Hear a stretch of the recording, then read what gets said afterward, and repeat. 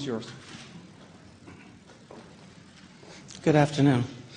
First thing I'd like to do is thank a very personal thank you to Reverend Pastor James David Manning for showing up, for his support.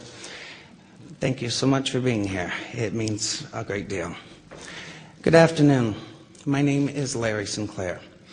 I'm a former recreational drug user, drug trafficker, and I'm a convicted felon for crimes of forgery, bad checks, and theft by check. But I'm also an American citizen. I love this country, and I cannot stay silent regarding Barack Obama, knowing what I know. Today I will discharge my obligation as a citizen to witness this knowledge to you and raise questions for others to investigate and consider. I'm going to briefly describe my background and experiences with Senator Obama. In 1999, what appears to me to be a coordinated effort to discredit me, and finally a list of questions. After this brief statement, I will take and try to answer any reasonable questions. Please understand, I will respect your questions and try to answer them. I will not be disrespected, nor will you. My background. I'm 46 years old and I currently reside in Duluth, Minnesota. I am a U.S. citizen. I've made mistakes in my lifetime.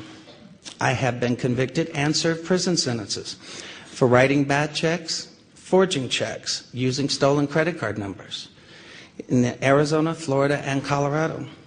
These events occurred over 20 years ago, between 1980 and 1986.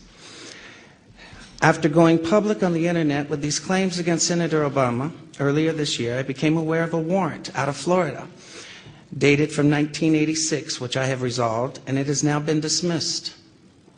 I also have an active Colorado-only warrant for alleged theft and forgery. I am not ignoring this warrant, but am addressing it with the court in Colorado as well as with the district attorney's office. I have a pending motion to dismiss this warrant, which I am waiting to have calendared by the Colorado court. I have lived and worked under 3 different legal names. My birth name is Lawrence Wayne Sinclair. Later on, I had my name legally changed first to Loray A. Silvas and later to Loray Vizcarra Avila.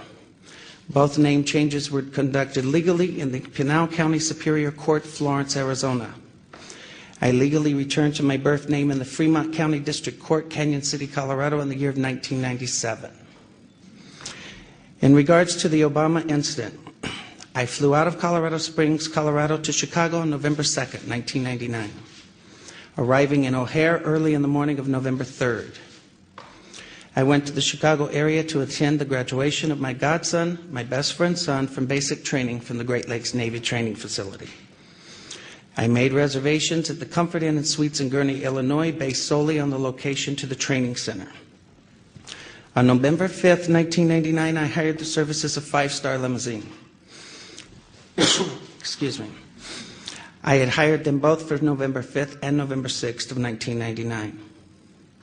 On November 6, 1999, I asked the limo driver, whose name I now reveal for the first time, Jagir Paramit Mutani, if he knew anyone who would like to socialize and show me Chicago. One note, there's a typo in the statement that you will get at the end of the statement.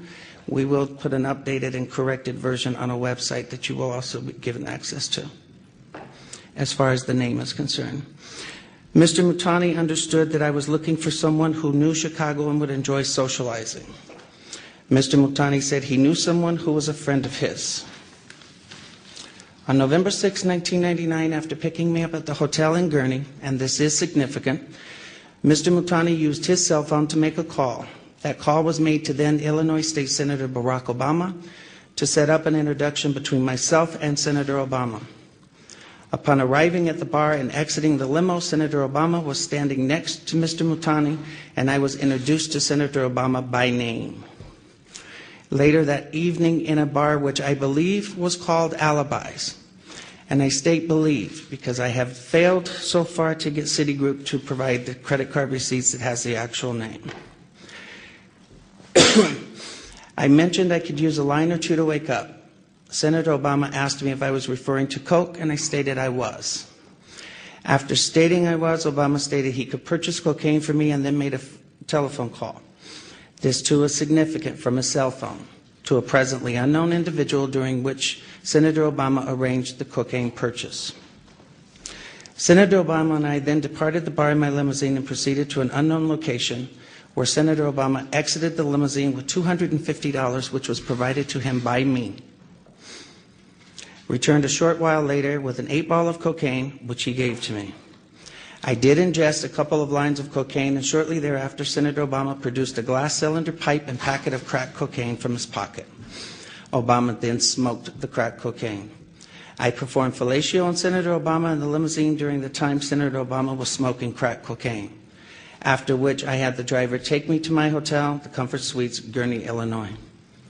The following day, November 7th, 1999, Senator Obama appeared at my hotel room, unannounced, uninvited, where we again ingested cocaine and I again performed fellatio on Senator Obama.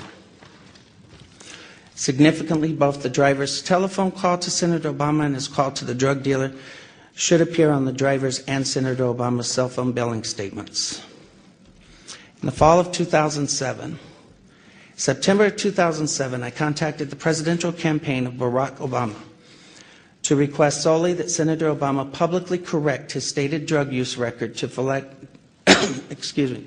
reflect his use of crack cocaine with me in November of 1999. When I made the first contact, I left with the presidential campaign of Senator Obama a telephone number for the campaign to return my call. The first number I provided was a Texas cell phone number. From the period of Labor Day weekend 2007 through November 18th of 2007, I did provide a total of 4 different callback numbers to the Obama campaign. As I had moved and I had changed the numbers to reflect locally my place of residence at the time. In late September to early October, I lost my place here. In late September to early October 2007, I received a call from a male who identified himself as a Mr. Young, stating he was calling in regards to calls I had made to the Obama campaign. This first call was in fact an attempt by Mr. Young to obtain from me the identities of anyone I had contacted concerning my 1999 allegations against Senator Obama. This first call shocked me in that this Mr. Young asked me why I had why I had never mentioned to the